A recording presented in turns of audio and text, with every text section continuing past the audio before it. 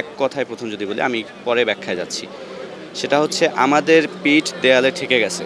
গত ৭ বছর যাবৎ ২০১৭ সালের ১৬ই ফেব্রুয়ারির পর থেকে আমরা বিভিন্ন ধরনের দাবি-দাওয়া পেশ করে আসছি যে আমাদের এই সীমাবদ্ধতা, আমরা এসব সুবিধা থেকে বঞ্চিত হচ্ছি। এরকম অনেক কিছুই বলার পরেও ঢাকা বিশ্ববিদ্যালয় যেহেতু আমাদের এখন অথরিটি, তাদের কাছে পেশ করার পরেও তাদের কাছ থেকে যে সৎ উত্তর বা আমাদের যে ভালো পদক্ষেপ আমাদের উন্নতির জন্য, সেই পদক্ষেপের আমরা কোনো ধরনের নিদর্শন দেখিনি।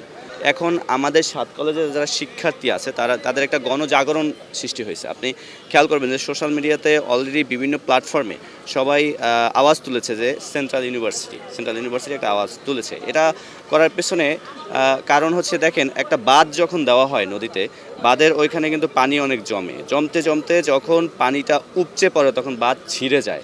এখনও বাঁধ আমাদের ছিঁড়েনি। আমরা এখন পর্যন্ত ফর্মাল অ্যাপ্রোচে যাচ্ছি। আমরা সংবাদ সম্মেলন করছি, আমরা স্মারকলিপি দিব, আমরা উপদেষ্টা বরাবর যাব। তারা আশা করি আমাদের ফর্মাল অ্যাপ্রোচগুলোকে খুব সুন্দরভাবে সুরাহা করবে।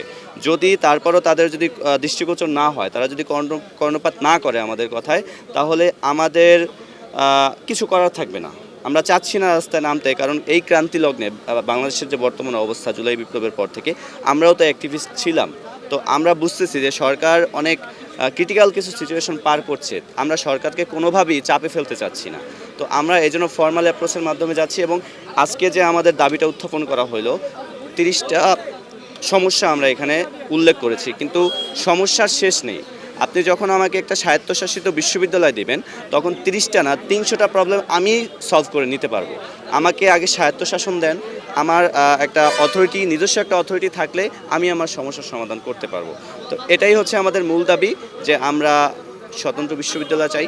এবং যেটা স্পেসিফিক যদি বলি, অনধিক 5 কার্যদিবসের মধ্যে একটি সংস্কার কমিশন গঠন করতে হবে। সেই কমিশন পরবর্তী রোডম্যাপ আমাদেরকে এঁকে দিবে যে কিভাবে একটা স্বায়ত্তশাসিত বিশ্ববিদ্যালয় 7টা কলেজ নিয়ে করা হবে। তারা এইটা বলার কোনো সুযোগ নাই যে আপনারা বিশ্ববিদ্যালয় না হয়ে এটা করেন। এই অপশন আমরা তাদেরকে দেই নাই। তাদেরকে আমরা দায়িত্ব এটাই দিব যে আপনারা আমাদেরকে একটা রোডম্যাপ দিয়ে দেবেন যে কীভাবে আমরা বিশ্ববিদ্যালয় করব। আপনারা কোনো অপশন এখানে দিবেন না, একের খ একের গ অপশন নাই।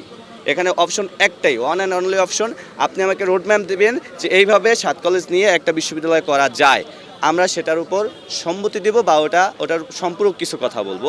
কিন্তু আপনি আমাকে অপশন দিতে পারবেন না যে বিশ্ববিদ্যালয় না করে তোমরা কলেজিয়েট হও, বিশ্ববিদ্যালয় না করে তোমরা অমুক হও তমুক হও। আমরা এসব চাচ্ছি না। আমরা বলছি ফর্মাল অ্যাপ্রোচে যাচ্ছি। যদি আমাদের ফর্মাল অ্যাপ্রোচগুলো তারা খুব সুন্দরভাবে নেয়, আলহামদুলিল্লাহ ভালো, আমাদের দাবি আমরা আশা করি পূরণ হয়ে যাবে। যদি না নেয়, তখন আমাদেরকে কঠোর থেকে কঠোরতর কর্মসূচি দিতে হবে। যেহেতু আমরা একটা বিপ্লব পার হয়ে আসছি, একটা 16 বছরের স্বৈরাচার সরকারকে পতন করছি, কিভাবে আমাদের ন্যায্য দাবি আদায় করতে হয় সেটা খুব ভালোভাবে আমরা ওই 16 দিনে ট্রেনিং পেয়ে গেছি। সুতরাং আমরা আমাদের ওই ট্রেনিংকে অবশ্যই কাজে লাগাবো যদি আমাদের এই ফর্মাল অ্যাপ্রোচগুলো তারা বাস্তবায়ন না করে। এলো খবরের কাগজ, নিখাত, নির্ভীক, নিরপেক্ষ।